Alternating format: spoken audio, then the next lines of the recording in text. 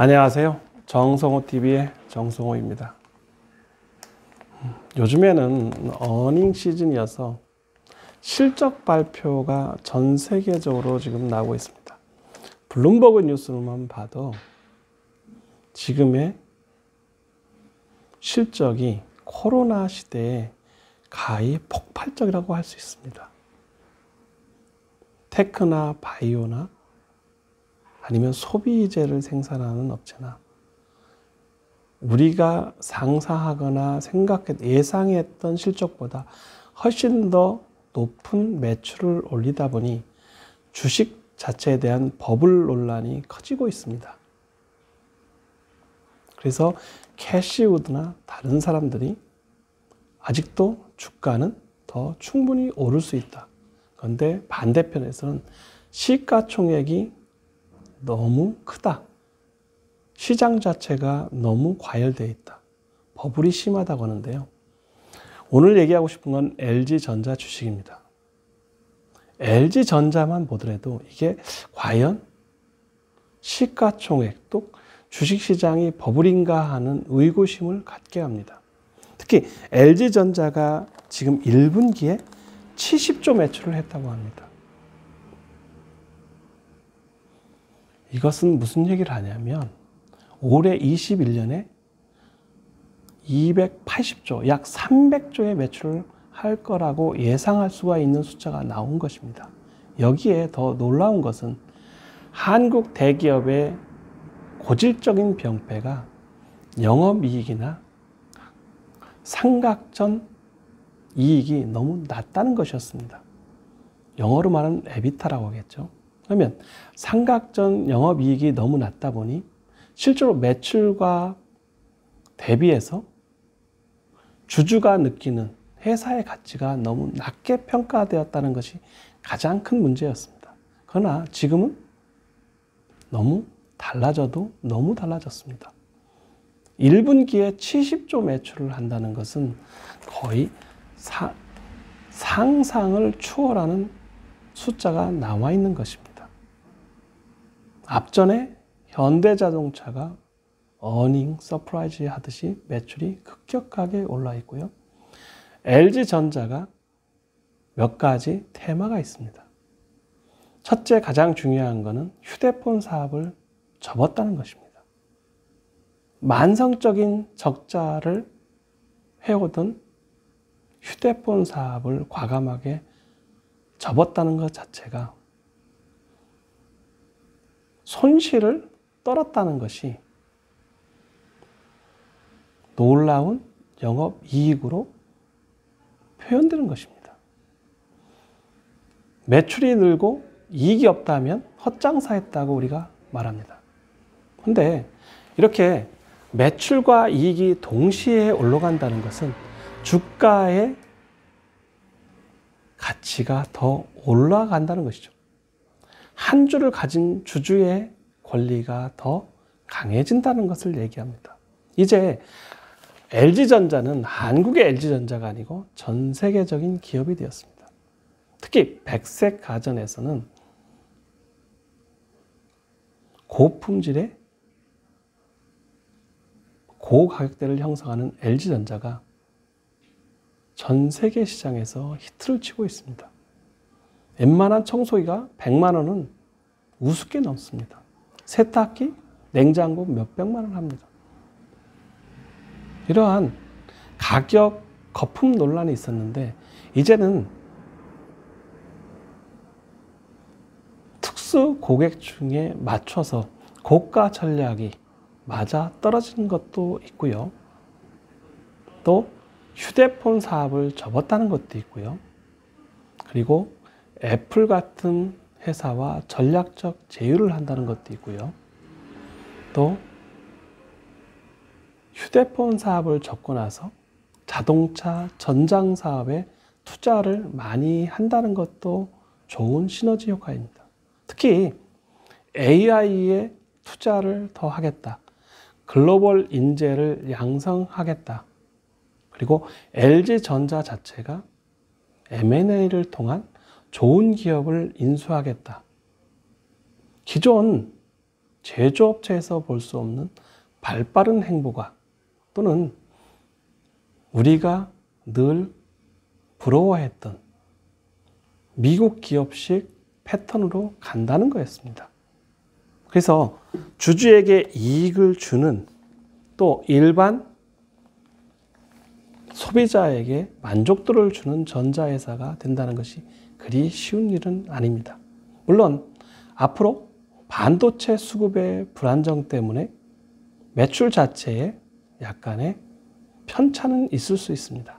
하지만 전체적으로 보면 LG전자의 매출은 더 올라갈 것입니다. 특히 전 세계 호텔이나 공항이나 일반 식당을 가서 TV에 LG나 삼성전자 브랜드가 대부분입니다. 그래서 이러한 LG전자가 영업이익이 1분기에 4조다. 곱하기 4하면 16조입니다. 예를 들면 쉽게 생각하면 300조 매출에 15조 이상을 영업이익으로 낸다는 거거든요. 숫자로 보면 상당한 높은 수치입니다. 그만큼 매출과 이익이 동시에 올라가는 구조이고요. 또 AI나 자율주행이나 아니면 전기차 전장사업, 자동차 전장사업 또는 자율주행 같은 특수 분야에 더 투자를 한다고 하고요. 특히 애플과 자율주행 관련된 애플카 관련된 협업을 통해서 전 세계 시장 점유율을 높인다고도 합니다. 젊은 CEO가 또는 젊은 회장이 M&A 시장에 적극 투자하고 있습니다. 2조, 1조 5천억, 2조를 앞으로 스타트업이나 또는 M&A 시장에 또는 이와 유사한 기업의 투자를 통해서 LG전자의 사업 영역을 높인다고 합니다. 우리가 알던 LG전자가 이제는 아니라는 것입니다. 그리고 백색 가전이든 아니면 고품질의 전자제품이 살아남은 기업이 많지가 않습니다. 소니가 살아난다고 합니다. 삼성전자 날아가고 있습니다. LG전자 로켓을 타고 있습니다. 이런 와중에 주가가 15만 원에서 18만 원 사이에 움직인다는 것은 너무 낮다고 볼 수 있습니다. 물론 작년에 비해서 거의 2배 이상이 올랐습니다. 특히 주가를 리드하거나 끌어올리는 소재는 애플과의 협업이었습니다. 그러나 지금은 상황이 애플과 협업을 하지 않는다 해도 너무나 저평가됐다고 생각할 수 있습니다. 가장 중요한 것은 만성적인 적자를 하던 휴대폰 사업을 과감히 접었다. 즉, 물 빠지는 독에 더 이상 물을 채워넣지는 않겠다는 것과 일맥상통할 것입니다. 돈을 벌려면 never lose money입니다. 자기 돈은, 자기 시드머니를 잃지 말아야 돈을 벌 수가 있는 것입니다. LG전자의 휴대폰 사업을 접었다는 것은 신의 한 수가 되었을 것입니다. 물론 영상 또는 휴대폰으로 할 수 있는 비즈니스가 너무나 많기 때문에 사업 자체에 접은 거에 대한 반박도 있을 수 있으나 지금 상황에는 오히려 AI나 자율주행 같은 또는 전장 사업이나 기타 미래 사업, 미래 먹거리에 투자하는 것이 회사의 미래 가치를 높이는 것입니다. 회사는 가치를 먹고 산다. 회사는 주가로 말한다. 회사는 모든 사람의 공공재인 것입니다. 지금처럼 대기업, 특히 LG전자가 무서운 속도로 매출과 이익이 늘어난 걸 보면서 앞으로 시장, 마켓 쉐어는 더 늘어날 것입니다. 그리고 기존에 공시가 투명하지 않았으나 지금은 애플이 협업하려면 또는 다른 전 세계 기업과 협업하려면 재무제표를 함부로 손대거나 함부로 조작하지는 못할 것입니다. LG전자의 가장 문제점이 노조였습니다. 이제 노조라는 얘기는 별로 나오지 않고 있습니다. 노사 갈등이 회사를 어렵게 하는 것인데 그런 이슈도 많이 없어졌고, 새로운 신사업 AI나 전장사업이나 아니면 애플과의 협업도 좋은 이슈지만 LG전자가 마곡단지의 인재를, 서울의 인재를 다 모은다고도 합니다. 그래서 그런 얘기를 했습니다. 마곡에 LG가 오면서 앞으로 100년 LG는 문제가 없다. 가장 큰 이슈는 인재를 쉽게 구할 수가 있었다라는 것이었습니다.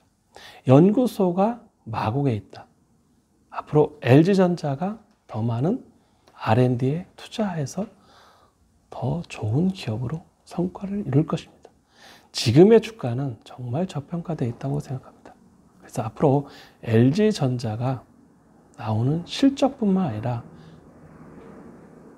애플과 같은 좋은 기업과 협업을 통해서 회사의 가치를 더 높일 거라고 기대하고 있습니다. 감사합니다.